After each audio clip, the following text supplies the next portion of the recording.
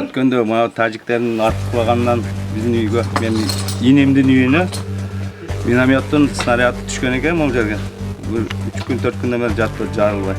Мына келген мына саперлер рахмат, мына ушуну коркпостон алып, чыгарып эме жардырган алып кетишти. Жан тоонго салып иштеген иштерге рахмат. Аларга медаль бериш керек. Али эл жүрөк тайманбай, мында коркпостон. Биз болсо 5-6 метр нары айланып жүрүп өтөбүз. Баткен облусунун Тажикстан менен чектеш айылдарында тажик тараптын күтүүсүз кол салуусу учурунда атылган снаряддар жергиликтүү тургундарга кооптулук жаратууда. Ага байланыштуу Кыргыз Республикасынын куралдуу күчтөрүнүн сапёрдук инженердик бөлүктөрү душмандын жарылбай калган снаряддарын таап, зыянсыздандыруу жана жардыруу иштерин тынымсыз жүргүзүүдө. Аталган иш-аракеттер Баткен облусунун Баткен жана Лейлек райондорунда, ошондой эле Чоңолай районунун Карамык айылдарында жүргүзүлүүдө. Коопсуз жайга алып чыгып, уничтожение кылабыз. Эмне үчүн жарылбай калган? Бунун варианттары көп. Может, срок өтүп калган, же сырость болгон боеприпас, же болбосо точно тебе калган десем башы жанчылыктыр.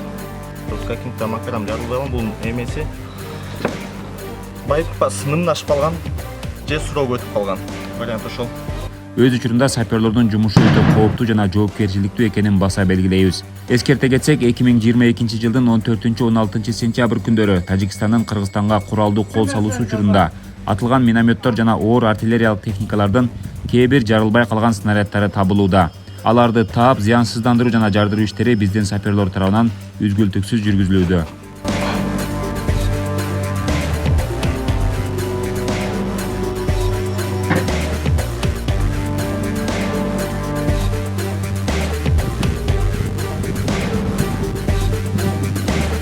Жарылып заттарды тазалоо иши жүрүп жатат. Негизинде ошо аймакта жашаган элдерге өзгөчө кайрылып кетет элем.